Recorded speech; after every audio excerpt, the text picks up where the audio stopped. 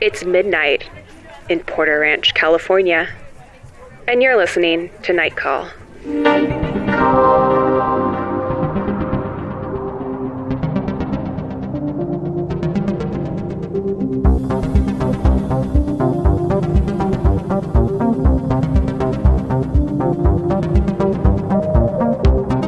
Welcome to Night Call, a podcast to keep you company during those strange days and lonely nights. My name is Emily Yoshida. I am in New York, and with me on the other end of the line in California, as always, we have Molly Lambert, and joining me, Tess Lynch.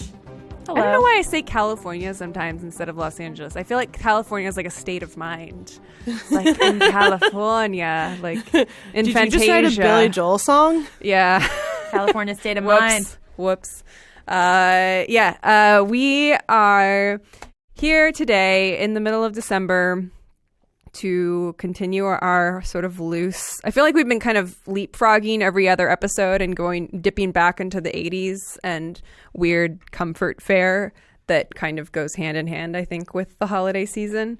So not necessarily Christmas movies, but movies that make us feel warm and weird. Just like Christmas. Warm and weird. That's another log line for our pod. Yeah. Night Call, warm and weird. The warm and weird stuff. Well, we like to take on the Cozy Canon, but then Sure. I was saying, I realized, But we can reinvestigate it. We can challenge the Cozy Canon. Kind of like Nothing's above our criticism. Like the former Amy Nicholson podcast, The Canon, where they would, decide whether or not Challenge something. things. Yeah. we're going to talk about 3 totems of the 80s. maybe more, maybe less, depending on what we feel like. Depending how much we feel, which are E.T., Goonies, and what was the third one? The Neverending Story. Oh my God. Oh my God. It's almost like you didn't watch it, Molly. Hey, Emily watched E.T. for the first time. Yeah. Wait, you had never seen it? So this is was sort the of the premise. other I unifying had no theme idea. of this series is that like we keep hitting things that one of us has never seen or experienced. I was saying the ultimate Night Call experience is something where one of us loves something, one of us hates it, and the other person has never seen it, and then we force them to watch it. Yeah. I'm not hesitant to do this episode, but I think that this kind of movie and this genre of movie is one I think is like wildly over discussed, especially among people of our generation. And 2, like I actually have very limited or selective interest in, which is why I've never seen E.T. and I didn't see Goonies till I was like 20 or something, like by the time it was no longer really applicable to me. It's always... I know I applicable. like Goonies. I think it's pretty good. But Yeah. E.T. I had genuinely, I mean, I knew, like I'd seen scenes of it and stuff, and I thought I had seen E.T. in finger quotes. Oh no! In but weird no. finger, Yeah. weird elongated finger. One quotes. finger quotes. Single glowing finger quotes. I mean, I understand like not watching something just because you're like bros like this. Therefore, Yeah. I'm not going to watch it out of spite because I do that with many things. Right. I mean, I and think then my when I line. enjoy them. Yeah, my line on E.T. is always internally has been like E.T. is a movie for nice boys from big houses. Like it's just like it's What? Good burn. I like that. Of that. I saw Jaws for the first time a couple years ago. I still haven't seen Jaws. Oh, Jaws is That's so the good one. That's the okay, one that okay. makes you understand why people gave Spielberg a lot of money to make movies. Yeah. 'Cause it's like a fake Hitchcock movie about Yeah. a shark attack. Look, you guys are so cynical. E.T.'s a good movie. I'm my cynical God. about all the 80s movies that ruined the possibility of ever having stories about real people again. I don't know. I think E.T.'s a really good movie, but I also think that I watched it as a child, and if you watch it as a kid, it's a really, well, especially back then before it looked like it was done with like $5 sock puppets. No, it and looks the glowing expensive orbs. still. I don't know. No. E.T. himself, come on. Well, there's no CGI At the time, though, it was so expensive to make like a big That's- latex you know, puppet. I mean, What these movies have in common, I think, is like these are all like the Baroque era of practical effects, that's the right perfect before way to CGI describe it, comes in to like sweep everything away. My favorite Baroque era of practical effects movie is Interview with the Vampire, because they just like burn all this stuff down, you know, where you're like, man, a year later that would be a CGI fire, but like they're still like, let's build a huge set and burn it all down. Movie making magic, Cinema. baby. E.T. I wanted to ask Tess, though, as the person here who likes E.T., how old were you when you first saw it? Super young, like 5. Drew Barrymore. So how were you not like completely traumatized for life? Because I loved it. What's weird is looking back. So like my favorite movies from like the kindergarten through 2nd grade era were E.T., Neverending Story, Labyrinth, and Flight of the Navigator. All of them, with the exception of Flight of the Navigator, which is like was a good movie, and now watching it, I'm like, I can't even watch it because I don't want it to be destroyed in my mind. But it's interesting because like I was supposed to be scared, and I was scared, which felt good to be scared by a movie. Like I was all in for that. Yeah. So it was an enjoyable thing to have nightmares about a movie I love. I've never seen Labyrinth, but from what I gather... Oh my God, Molly! It's like a Phantom of the Opera with David Bowie. Oh my God, Pretty much. And a bunch of creatures. And puppets. I mean, it's a very, very sexy movie for so children. sexy. I think I have to say that I am just a little afraid of scary puppets. No, you won't be, because these are most of the puppets in Labyrinth. Dark puppets. They're like, it's not like The Dark Crystal, which was Crystal. also a movie I loved. But Labyrinth, it's mostly kind of like merry trickster puppets, like that can be won over. They're not all just like evil. Right, but just the presence of puppets among human beings Is really unnerving. is very unnerving to me. Did you watch like Sesame Street? I feel like Sesame Street primes you for that kind of interaction, and then you can get into like the harder stuff. Honestly, find me a kids movie from the 80s without a puppet. I think in I it, have you know? it confused with The Voyage of the Mimi. Yeah, you're right. There were so many puppets, and there was a lot of like high fantasy, very Baroque, big budget. Yeah, and I think Goonies is great. I love Goonies. I think my defense of Goonies has always been like, there's 2 girls of it in it instead of 1. Yeah. And one of them's Martha Plimpton. Yeah. And she's so good. She's great. Her performance is so good. Yeah. But wait, getting back to E.T. So let's Emily, talk you about were E.T. not down. Goonies is mad racist. We'll get there. And I don't remember if E.T. is racist, but just judging by what year it was made, it's got to be. E.T. It's just all white people. Racist by omission. Yeah.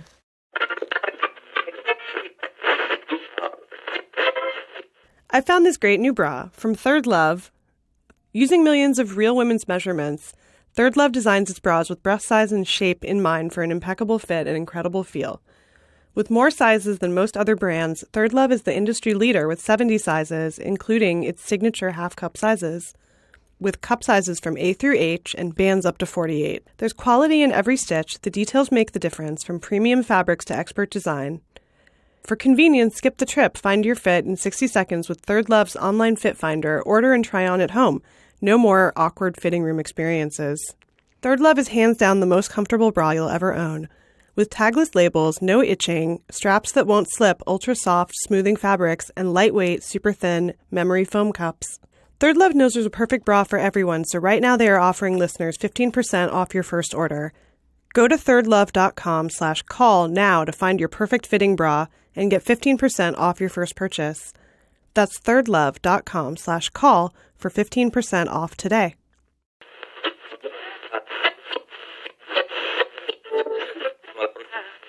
E.T., I had not seen the movie. I had at least once, maybe twice, I can't remember, ridden the E.T. ride at Universal Studios, RIP, which no longer exists. RIP. You got to go through the is spaceship landing area. Well, it was like the only animatronics ride in Universal. Yeah, it was a real dark ride, but like you got to ride a bike, and like even having not seen E.T. and not knowing, I was still like, wow, like riding a bike on a ride, and you've got a little E.T. in your basket, and you go to his planet. I only went on it once, and it was with Tess. Yep. And we said that our name was Baby Spice. Probably. Yes. That was what we said. And it was like, hello, Baby Spice. Yes. Lots of The people ET love. ride was like a superior version of Peter Pan at Disneyland. Whoa. I really I think so. they're at the same level. I don't think one is better than Wow. the other. I think, but this You it's guys the same gotta go. effect. Like, Gotta go on Podcast the Ride with these opinions. yeah. Born to pod. They no talked plan a lot B. about how, so E.T.'s like from a planet, like a green, like flowery planet, maybe? Yes, and it's he like had, a planet of flowers. That's why he can make the flowers bloom and die, which also otherwise doesn't make mushrooms, any right? sense without having seen the planet and the ride. and there, right, there's like all this backstory, and there was like, his like mentor or something is on the planet in the ride, and then the Podcast the Ride guys were saying that like they saw the like husk of that animatronic like left out to rust in a field. No. And they're all super sad about That's it. so upsetting. Because that's exactly what happens to E.T. himself But they when he is near death. also made a shirt commemorating it. I forget what the mentor's name is, but it's all about how he's like the dank guru of E.T. So yeah, I learned a lot about the E.T. mythology recently, none of which matters in the movie. Right. I guess I feel like this movie is both weirder and more boring than I had thought it was going to be, because it does really get extremely dark, and there are parts of it where I'm like, this is such a beloved movie and everybody I feel like on this planet has seen it except for me. How come I have never seen certain images of it that I feel like should be memes at this point? So this is what I tweeted about.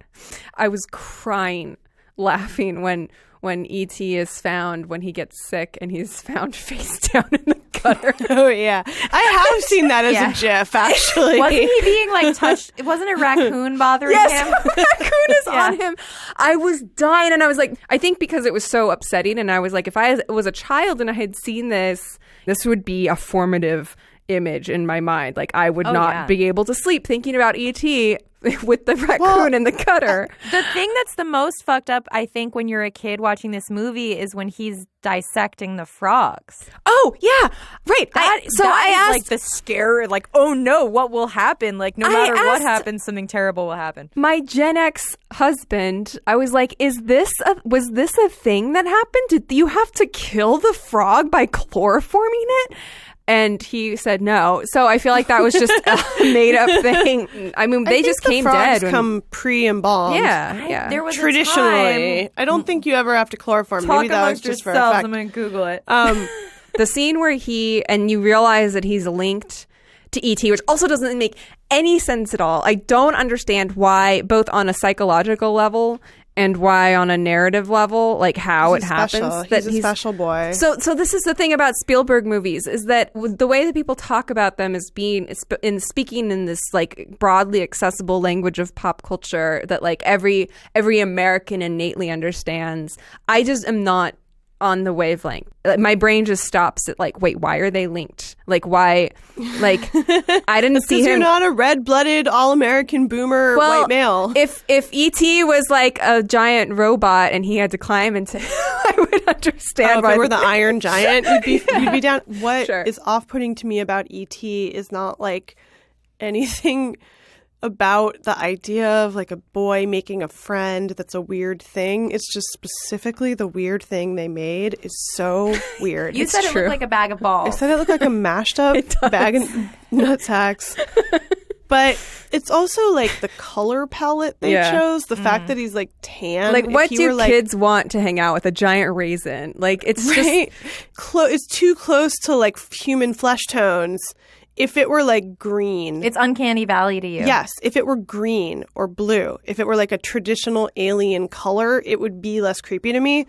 But the fact that it's just like, it looks like Jabba the Hutt. It's just like an orb of like pulsating Well, fun fact. flesh. His face was inspired by Einstein and Hemingway.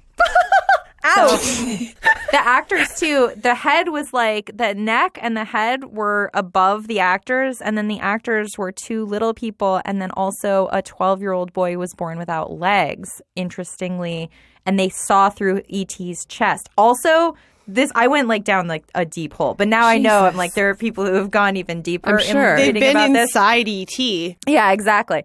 The voice of E.T. was this woman who smoked 2 packs a day, and she She did 9 hours of work and she was paid only $380. Oh, no. Are you So upsetting. No, it's in the Wikipedia. Unionize the ETs. And they also recorded 16 other people and animals, including raccoons, otters, horses, Deborah Winger. I like kept In that order. I kept reading the Wikipedia being like, what? What? Oh There's my so God. many whats in this thing? I mean, that's the That thing. makes is it sound like it's such a low budget production, though. They had so much money. It was supposed to be his like low budget. He was like, I want to make a small movie, like an intimate movie based on like my experience growing up as a kid, not my any friends. experience. This was like, it's a project he'd been wanting to work on for a really long time. And then I guess like he drew on like several different stalled projects to come Oh, up yeah. with You were ET. telling me about that a little bit. Tell our listeners. Oh, so I also learned about this, that there's a conspiracy out there. I don't know if this is what Tessa's referring to, that the guy who directed the Padre Panchali, the Apu trilogy, I don't know how to pronounce his first name, but Ray. Satyajit Ray? Yeah. There's this conspiracy that this was his film and that Spielberg stole it from him. That's what he claimed. But then he also not sue because he was like, Spielberg is a great director and it's a good movie. It's just that he stole it from me, which if so, like, I would whoa. watch his version like 100 times over. Satyajit Ray wanted to make an ET He made a movie called The Alien. I think he wrote Oh. a treatment for ET. yeah, maybe it was He the didn't script. make it, but No. it's about... Yeah. And the description is like the same. But then like Spielberg fired back and he was like, no, like he was like very impacted by his parents' divorce. And this is like Yeah, the divorce yeah, the movie. 70s. Whatever. 60. We know. He had this project called Night Skies. And it ended up being a stalled project, but he took a lot of the material and used it for E.T. and also for Poltergeist, I guess, which Molly brought up at the end of our last episode and is also a movie that I love that you've never seen, Molly. Have I've you never seen it, seen. Emily? Yeah. You have, right? Yeah. I love Poltergeist. It's great. It is interesting though, right? Because like E.T. kind of kicks it off. It's such a like weird beginning of the movie that the mom has this like really intense reaction to the dad being with In the Mexico. new woman, but he hates Mexico, Yeah. and then it's just like I think it works. I don't know. I don't Well, know. so the one thing in this movie that I don't think was wildly oversold to me about it was Drew Barrymore, who is incredible. So good. Oh, she's amazing. Gertie or Gert or whatever. So she reminds me most of Tootie and Meet Me in St. Louis, like that kind of child star where you're just like, it's not even like that creepy thing of like a hyper talented like semi-adult child star. You're just like, you're so good at being a kid on camera. It's insane. Yeah. It's The guy too. What's his name? Henry Thomas, the guy who plays Elliot's amazing. I have to disagree here. I am Really? not into Elliot. I found Elliot to be such a lame protagonist. I could not get into Elliot. What? Yeah, I'm sorry. He seemed like such a wet blanket. I thought it was really creepy when he was drunk in the classroom. Well, wait for my hot take on the guy who played Atreyu later when we talk about Neverending Story. Yeah, I mean, I think that scene, but that's like the frog scene, that's where he like gets drunk because he's linked to E.T. who's getting drunk on beer at home. Again, all this stuff would never exist in a movie like this now, which is like one of the things I kind of like about it, but also none of it works for me actually at all. But I like the sense that it is kind of, and I think that this is like a uniting theme with all these movies. Like they're like more funky than any kind of family movie can be now. Yeah, they have many weird edges, which makes them like not necessarily likable, but definitely like interesting. Well, it seems like a relic from a place that we all were. Well, because sometimes some of the relicness of it has to do with like how racist 80s movies are, where you're just like, it's crazy this was in a movie that like, kind of came stuff out. is different, though. I'm talking about just like the way that it looks and feels and like the things that they allowed to like escape past the film. Honestly, I'm talking about like the Penis kids. breath. Kids, penis breath. Kids being- smoking. just like these like latchkey kids who are just allowed to like bike around and like do whatever, and their So parents that's never like know the they're super missing. Stephen King-y thing. And Maybe it's like, we're just so tired of that from all the iterations of it that Right. have followed. So that's that it's it's hard- not fair to put it on ET. yeah, it's really hard to watch this now, having seen like at least just the first season of Stranger Things and a zillion other things that riff on this sort of thing. Well, It's that just made us all like collectively sigh because we were like, what if there were like a bunch of Drew Barrymores riding bikes instead of like still like one little special white kid who's got special dreams. well, and it's like I don't know. I mean, I kind of knew this already, but like in Stranger Things, it's like a large part of the plot is just ET, but like with a girl instead of an alien. That's also Stephen King, I guess. It's like a weirdo comes to town. Yeah. Some of these things are just like, but they like they have tropes. like quirky foods that they have to feed her and stuff. It's just like, it's so rough. I hate Stranger Things. I've never seen Close Encounters. Close Encounters is pretty good, I think. Well, how about a final defense of E.T. from Tess? Okay, so I just want to say like that. So I rewatched E.T. I also watched E.T. two years ago. I tried to watch it about 6 months ago with my kids because I was like, they're old enough. Right. Spoiler alert, they Did were they not. start screaming uncontrollably when E.T. came on screen because it's a nightmare? They just like, it was even before that. It was like, the ship starts glowing and they're just like, no. Really? But you said they got through Pee-wee's Big Adventure, which is to my mind so much scarier. Molly, they got through Jurassic Park and they Whoa. were like, it's fine. Because it just looks like a Marvel movie at that point. Like the film language is close enough now. Oh wow, that's interesting. I think there's almost like a joyous atmosphere in Jurassic Park that you forget until you like rewatch it, and then you're like, it's just like a party at a theme park, and you get swept away in it, and you almost don't notice when things go wrong. I guess if you're like 6 years old, it's a fun movie. I love Jurassic Park. I mean, I don't know with E.T. I think E.T. I am reminded. I think that's one of like the great things about having kids is that I would be like cynical and more inclined to kind of not let myself enjoy a movie like E.T. But when I watch it, there's this thing of like, when you see your kids going through the same like stages of childhood that you went through, and when you watch a movie like E.T., which is essentially a kind of like, visual representation of developing empathy, it's kind of a powerful thing. I don't want to sound like embarrassed, but it is. I mean, it's like, did they pick up on that, do you think? Like the empathy aspect of it? We'll see when I can make them sit through it. Oh, they didn't get that far. To death. No, it was too early. I mean, my kids at the time, I think it was when my oldest was 5 and my youngest was like 2. Did they join you to watch Tully? No. I can't even talk about Tully.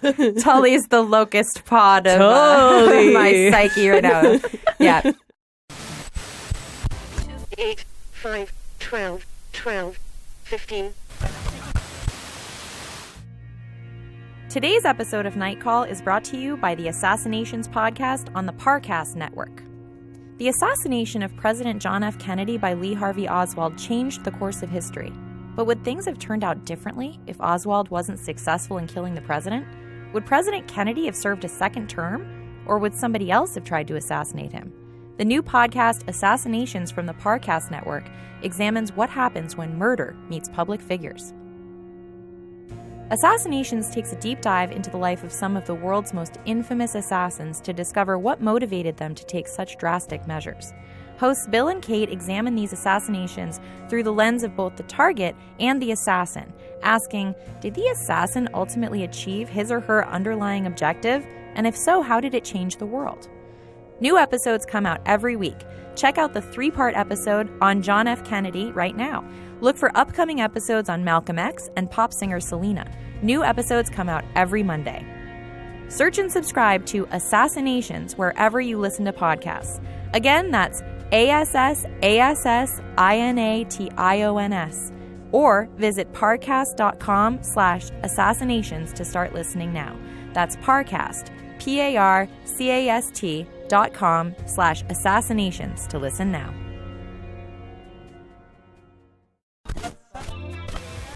Twelve, 9, 20, 5, 14, 5, 18, 19.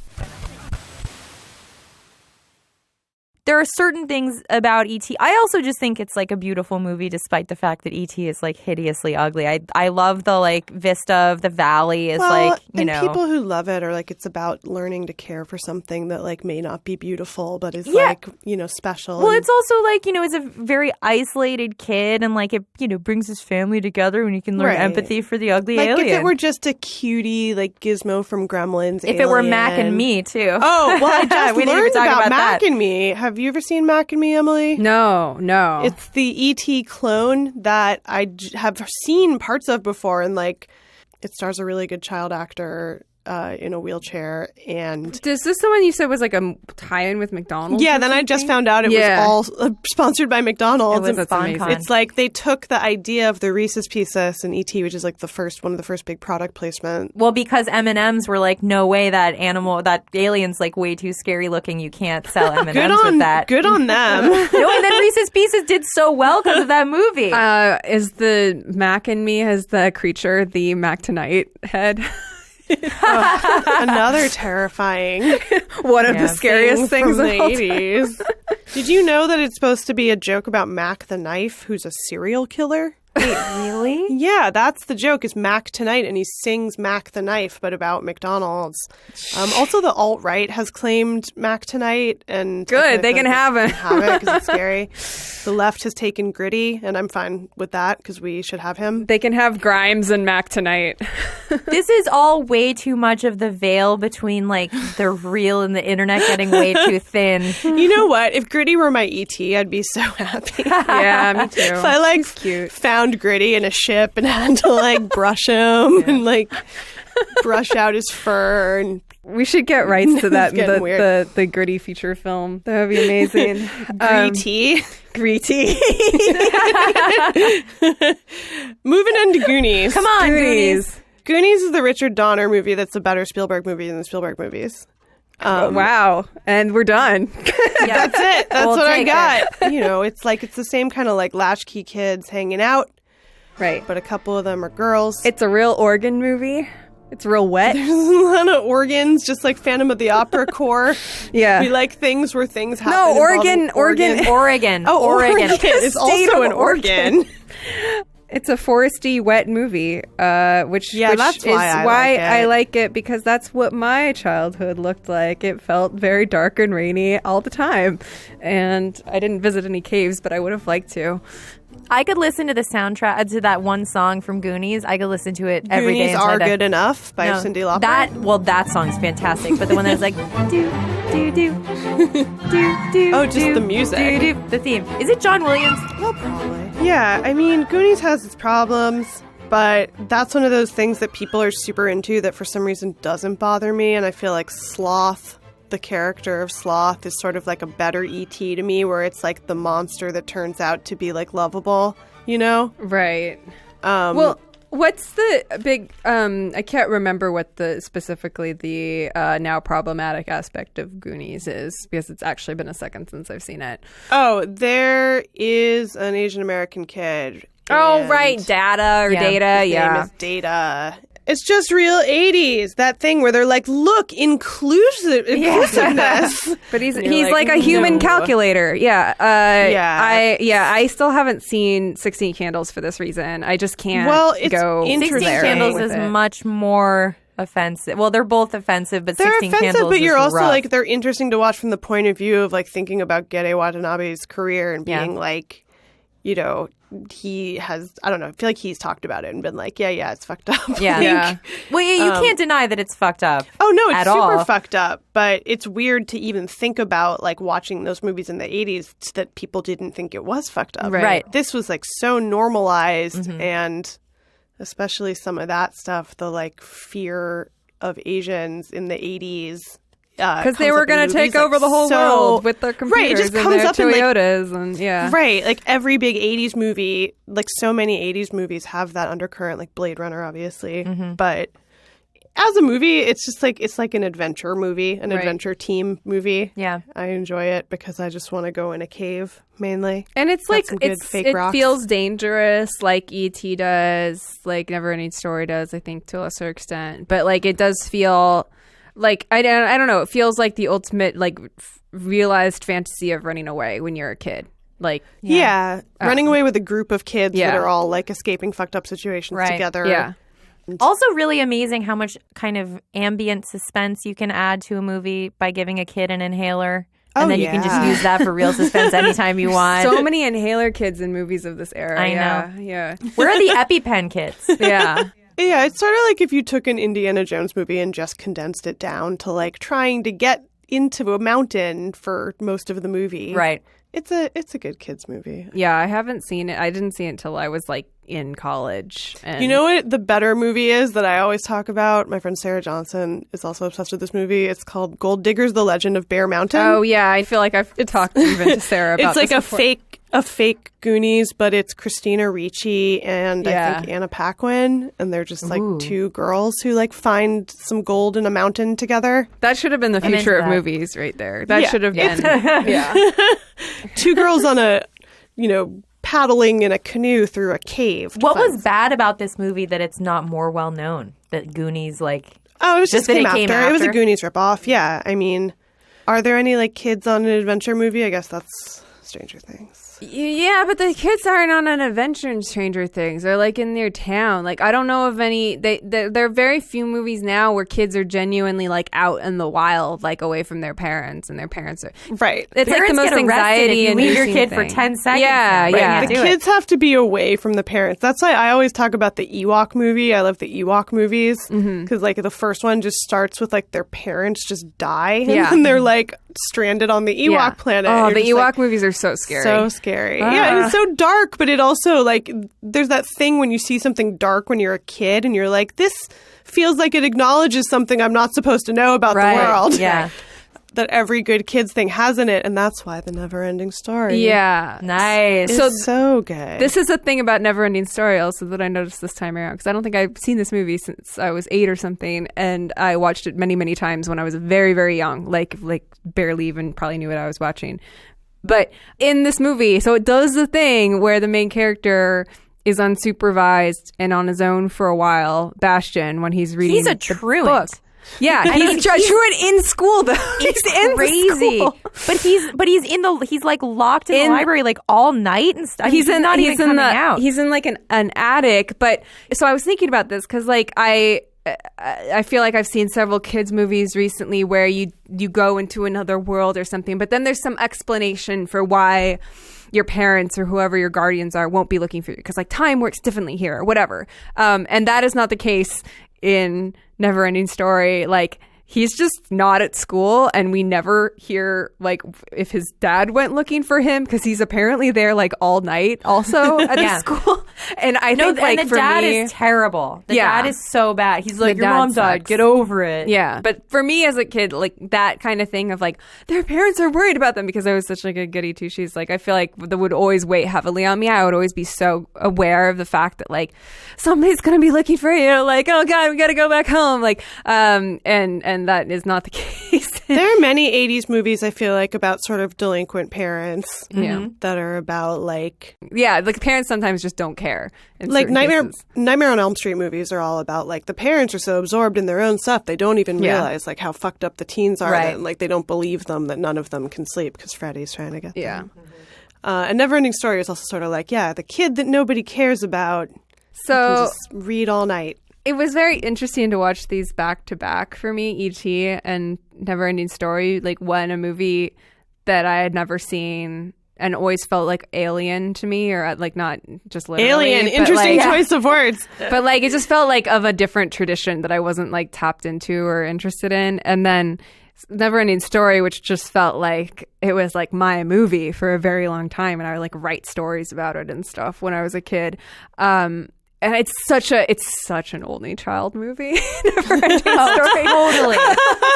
It's like Wait, I won't- insanely so, and that Go on. that was very evident to me this time around. What? Because it's about making an inner world. Yes. Yeah, well, and he gets like thrown in Hey, the trash people by the with other siblings have inner worlds. It's just too. this. It's so much. He has all this We just time. also have a friend to hang out with all the Yeah. time. Well, that's the thing. He has all of this time. He's like so lonely, and nobody's experienced it. Like he's lost his mother. Nobody shares that Yeah. experience. His dad's a dick. Nobody shares that experience. So he's so alienated. right, so he in his loses himself family. in the world of books. Yeah, But he finds like the scariest book. with an read. Ouroboros on it. what kid doesn't love a good Ouroboros? Yeah, this movie is amazing. Did you think it held up? Yes, 100%. Oh man, I did not. It was one of my favorite movies, and I was like, "Wow, this is a really janky movie right now." Oh my god! So at the Really? time, Yeah. fun fact: in 1984, when this was made, it was a West German co-production. It was the most expensive German movie to ever be made. It was directed by Wolfgang Petersen, who later made a lot of American movies.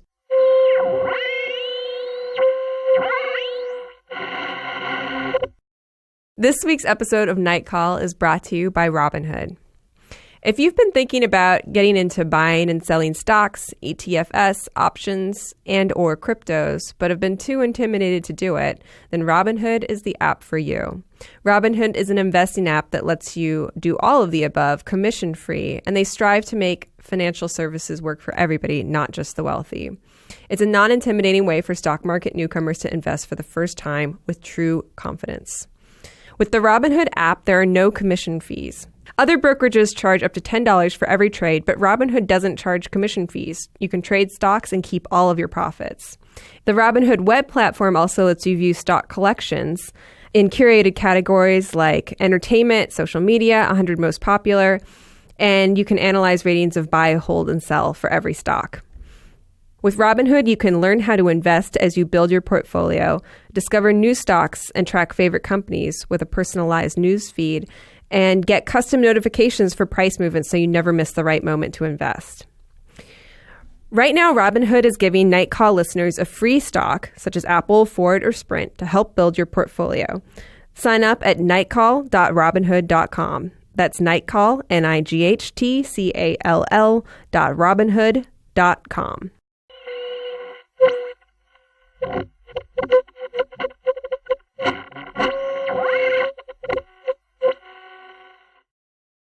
This movie is, I think, really good and smart. I think as a kid movie, I think it like introduces some very big concepts to children that in just enough of a way to make them challenging, but without being daunting at all.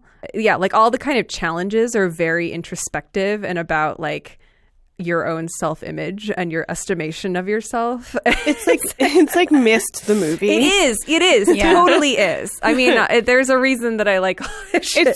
It's like a series of ambient environmental challenges that are terrifying. And lead you nowhere. That's what makes it terrifying, futile. because it's like a nightmare. It's like a nightmare where you have a task and then you like do the task and it doesn't matter. Yeah. And when you do complete the task, your reward is just to hang out in the world for as long as you want, which is, of course, the ultimate prize.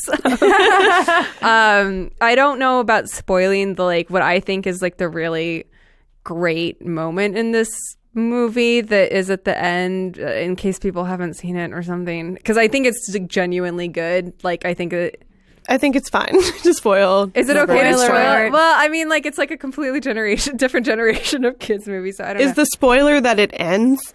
No.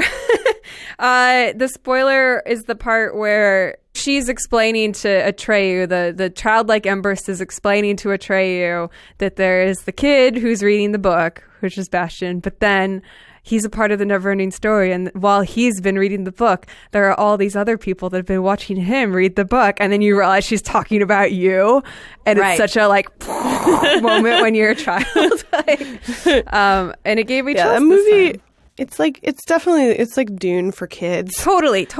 Yeah, it's like a Dune primer. It's a Mist primer. And I was thinking there's something very alt about it too. Like not alt. Like now I feel like alt is only used as a pejorative, but like, you know, like it feels like the alt to like the Spielberg movies or that stuff, because it is it's so dark. Euro. It's so Euro. And I was saying I did some research on it at one point and found out that the author's father was like a German expressionist, surrealist painter.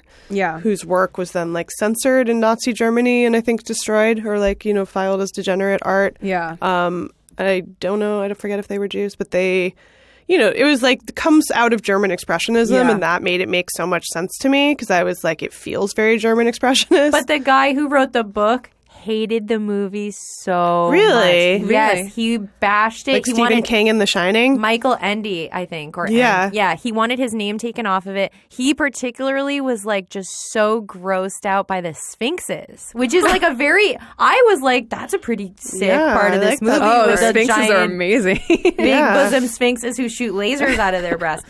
But Ende called the movie a gigantic melodrama of kitsch, commerce, plush, and plastic.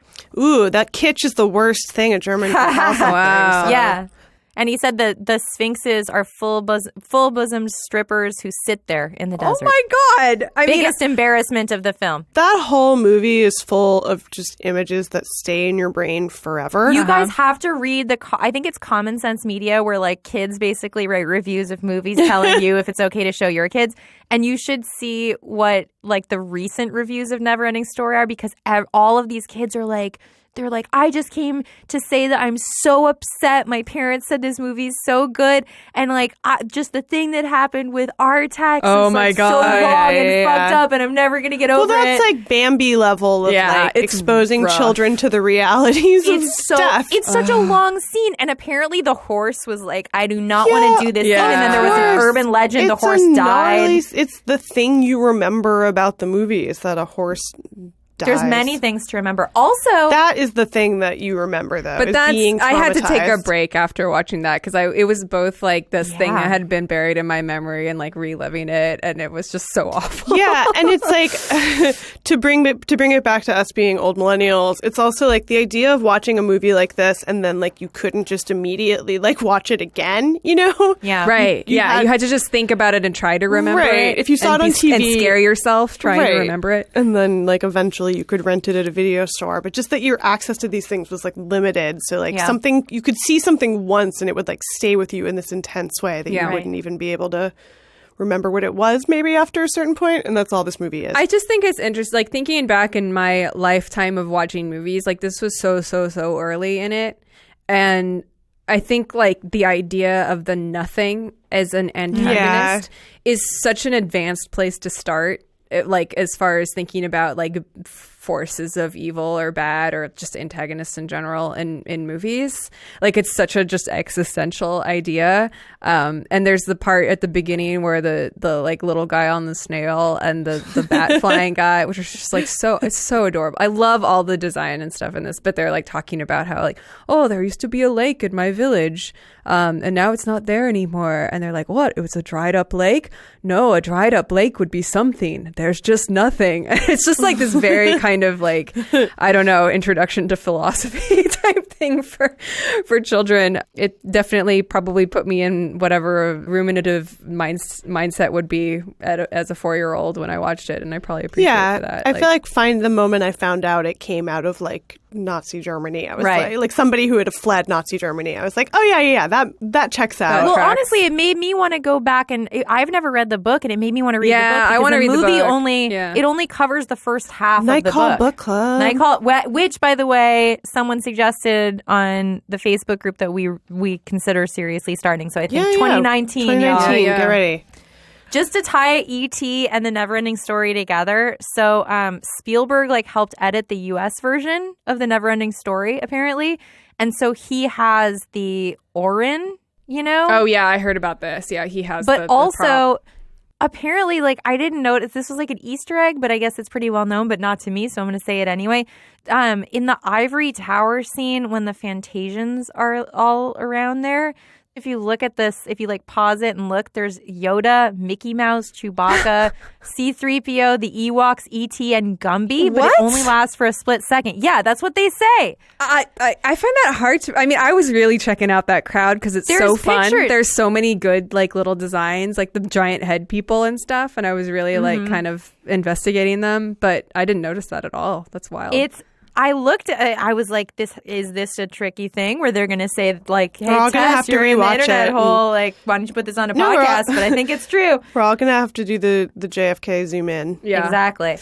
I also, just one last note about Neverending Story is that I do think that this is the lens through which all Gen Xers and old millennials think about climate change, including having a giant old ancient turtle who's allergic to youth, who does not care about climate change. I love that turtle. I was not a big fan of... What's his name? Morla or something? Yeah, but he is Mitch McConnell. Like...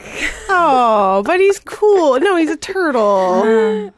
I also love the rock fighter guy, and that's so sad when he gets when he goes away and he says... This movie has great... scary strong hands. Puppets strong hands. They look like strong hands. Oh my god.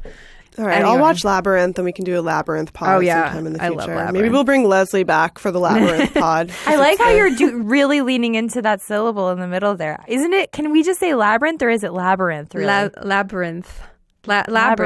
Labyrinth? There's a big Labyrinth-themed cosplay ball in Los Angeles every year. Oh, let's go. I had an Uber driver who told me about it because she does it every year. It is like the horniest movie. It's so Yeah. uncomfortable because you're just like, this is just a very like, it's Formative. just a very Isn't that yeah. just David Bowie? Yeah, I feel but like it's like not 90. just Yeah. David Okay, but like Bowie. also aren't children's movies of the 80s full of like horny androgynous men like Tim course. Curry Yeah. and David Bowie that are just like Yeah. give you weird feelings? But Labyrinth doesn't even try to like hide it No. really. Yeah. Like, because she's like gonna marry. and It's also like Beetlejuice too. If you're into Beetlejuice. Yeah. Oh, but Beetlejuice, I was always like, get away from Beetlejuice, lady.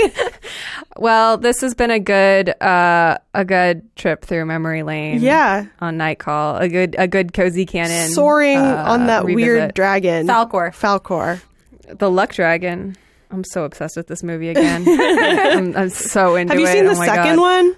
No, yeah. Because I was thinking, and I was like, why was I into it? Because it was old when I saw it. But Yeah. it was because the second one had come out, so I went back and saw that. wait, Yeah, Emily, they were have on you TV. seen wait, that's the HBO one from 2002? No. No, there's a it's that third one. 1990. There's that one, but then there's Tales from the Neverending Story is the like it was one season of a TV show that then went miniseries on HBO. Oh, also really quick. So isn't it really crazy that in the German version of this movie they don't have the Neverending Story tune by Limhall or whatever? Really? It's all orchestral. So they don't have the Marauder thing in the movie in the German movie? Limahl. They that don't have feels like the it- Limhall. Oh, It feels that so crazy? Euro. oh, interesting. It's really weird. It's like the most German song, but it is not.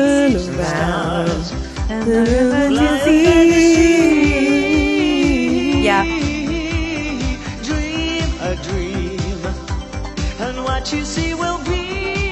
So we had a really exciting night call moment. I think we were all like really emotionally invested in this kind of thread that has run through our podcast for the past couple of months in ways that we didn't realize. But we got a final update. I know I said last final update was the final update, but this is really the final update from the woodworker who made the murder board. So the woodworker contacted the Traveling Museum of the Paranormal and Occult, which was a suggestion that one of our listeners called in and said maybe that's the best place for the murder board. He says, I didn't have much hope that they would be interested, but I sent an email to the curator, Greg Newkirk. To my great surprise, he got back to me within a day and was very interested. He's listened to the podcast and knows the history of the murder board. He immediately requested more background information and pictures, but made it clear they would like to have it. He was very informative and helpful. Long story short, the board was mailed out today, and they will begin whatever study they do on such things when it arrives. A couple of days later, there was a tweet from the Paranormal Museum. This just like made our day. So we got a tweet from at the Paranormal Museum's Twitter account. They said, "Hey, Night Call Pod, we received a package at the museum PO box this afternoon. Take one guess what was inside," and then a little picture of the note that the woodworker attached to it that says, "As discussed, please find and close the murder board. As much as I almost don't want to know, please keep me updated with what, if anything, you find and what the future holds for the piece. I wish you the best of luck, safety, and repeat my thanks for your help in this matter."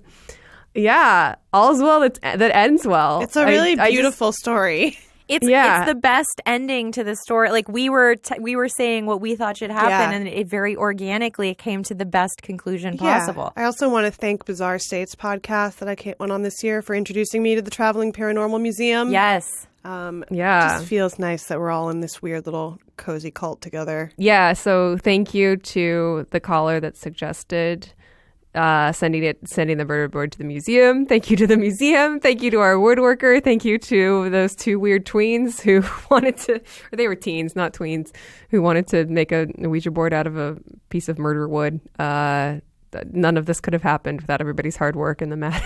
Yeah, and if you have any quandaries or moral questions about the unknown, the paranormal and unknown, or just any kind of questions at all, If you have thoughts on your favorite 80s movies, Neverending Story, Goonies, things that we've never seen. The Baroque era of children's movies. I think that's a good label for it. Yes. Give us a call at 240-46-NIGHT or an email at nightcallpodcast@gmail.com. Also, please follow us on social media, Nightcall Podcast on Instagram and Facebook, Nightcall Pod on Twitter. And if you're enjoying the show, please rate, review, and subscribe. I think that does it for today, y'all. We'll be back next week for our holiday special. Bye.